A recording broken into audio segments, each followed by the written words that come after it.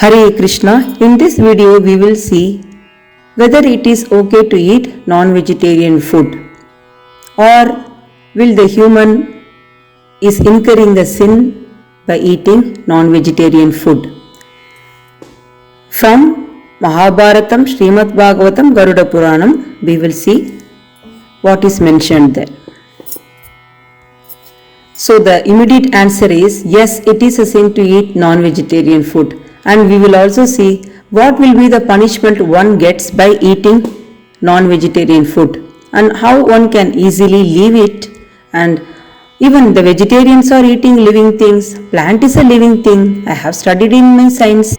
Yes, what you have studied is correct, but there are two things: sentient and non-sentient or insentient. Sentient means one which has central nervous system, it has feelings, it can feel the pain, it has a brain, it will think, it has intelligence.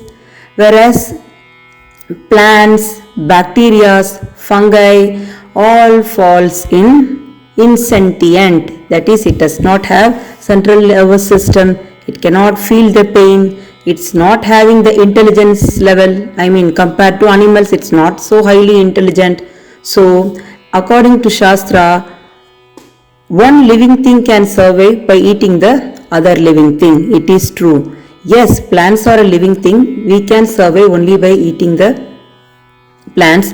But compared to animals, it is not having that much of pain.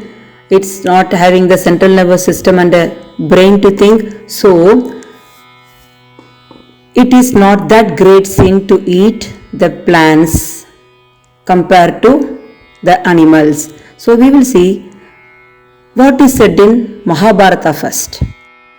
In Anushasana Parva of Mahabharata, chapter number 115, Yudhishthira is asking the same question to Bhishma Pitamaha.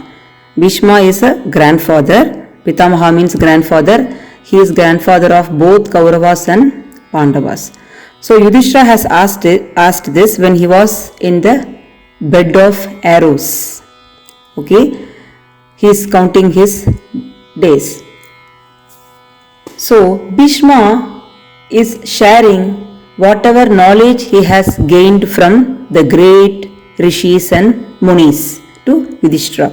So Bhishma is saying, yes, it is a sin to eat non-vegetarian, and how the sins are getting distributed. He is saying one should not grow his own flesh by eating the flesh of other creatures, because one who is eating like that will only suffer in future and in his next birth. Bhishma continues that whoever is buying the flesh, that is a meat, whoever is cooking it, whoever is eating it, whoever is killing it, whoever is selling it will have the equal share. So we can't say like I am only buying the meat, I am not killing it. No, according to Shastra, just because you are eating, he is selling, and just because he is selling, he is killing. So all are having the equal share. It is even said that one who has done arrangement for selling the meat is also a sinner, even if that person is a vegetarian. For example, I have a house, okay, and I am selling meat, but I am not eating. I am a vegetarian. I am only selling meat. Then it means I am also a sinner as per Shastra. Or I am renting a shop. I am renting my own shop. I am a vegetarian, but I am renting my shop for butchery. That is for selling meat. Then also I have share in that because I have made an arrangement. So whoever is doing arrangement, even they are sinners. And I am a vegetarian. For my friend, I have ordered chicken pizza, or for my friend, I have got some chicken to eat. I am not eating, I just got it for my friend. he is also having the share. So as per Shastra, everybody is getting the share of eating an animal or killing an animal. So everybody will suffer. This is what is told in Mahabharata. Give you another example. I am a vegetarian and I am working in a leather factory. That is not synthetic leather, real animal leather factory.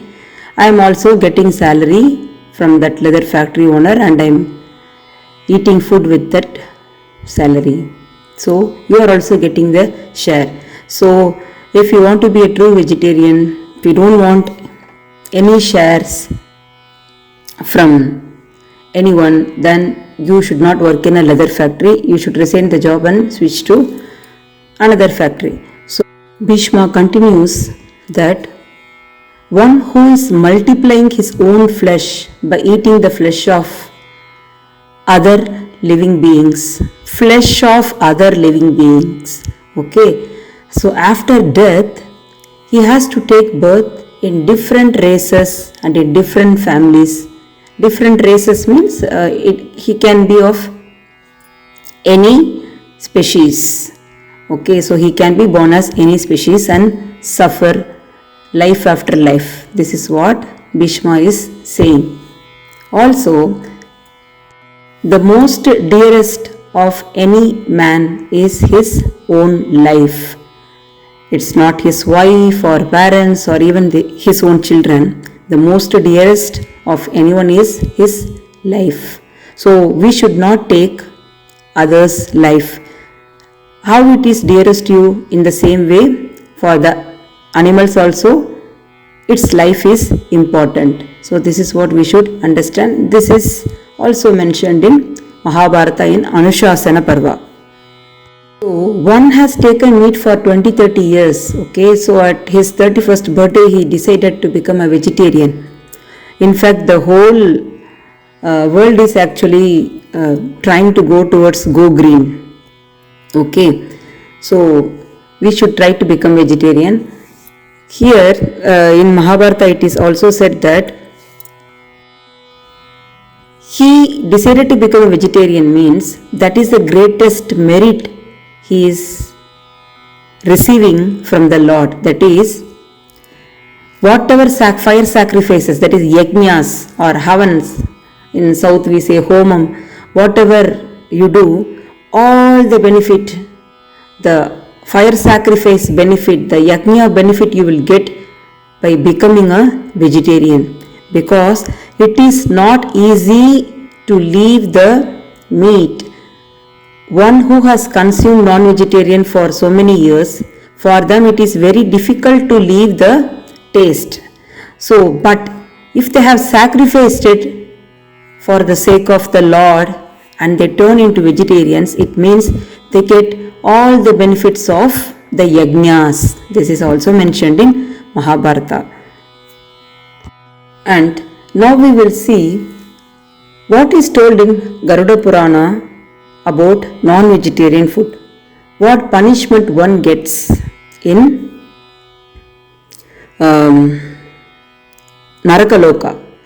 So there is a department called Kumbhipakam. Like finance department, you have several departments in Narakaloka also. So Kumbhipakam, where in a big pot, in a hot oil, we will be fried. So how you roast the flesh, like that our flesh will be burnt.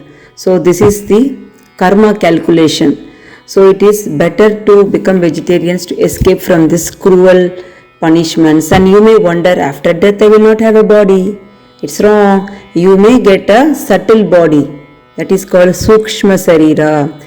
Only to feel the punishment Lord gives Sukshma Sarira. Also it is mentioned that if that particular animal which you are eating has around 100,000 hairs, so that many number of years, 100,000 years you need to suffer in Narakaloka. As per Garuda Puranam it is mentioned, the number of hairs in that animal's body, that many times, that many years you should suffer in Narakaloka. And in Narakaloka, it's not like our 1 year is 1 day in Narakaloka. So in terms of that years, you need to imagine that many years you need to struggle in Narakaloka. So we all know that ethically what we are doing is not right. That is why it is a custom that you don't eat non-vegetarian food on certain days. You eat only on Saturday or you eat only on Sunday. So there are restrictions. Daily if you eat non-veg, then I don't have any words to say, because the punishments are very, very severe. We have just seen, right? So that many hairs. For example, you are eating a bigger animal, like very intelligent animal, for example cow, you are eating a beef, then I don't have any words to say what punishment you are going to get, because that many number of hairs, and cow is considered as Gomata. All the devatas are residing in cow's body. So your next question might be, what if I am eating a living thing which does not have a hair, like fish? Yes, you are correct. So from plant, if you see the food chain, I have posted a picture. You must have seen that picture. Food chain. First cycle in food chain is plants, and then fish. Like that it goes. So leave the intelligent animals like goat, cow, and whatever you eat, and hen. So come down to the lower. Keep on coming down. If you are not able to leave it immediately, keep on coming down to the least intelligent, the least painful living being, that is seafood. Then stop seafood and then come to vegetarian diet. Okay, so this is my suggestion, because I have promised I will tell you how to easily leave it. So my suggestion is to leave the bigger animal slowly and come to the animal which does not have a hair. That many hairs at least, small, come down from the size, and then leave it. So please share this video. Save the animals. Hare Krishna.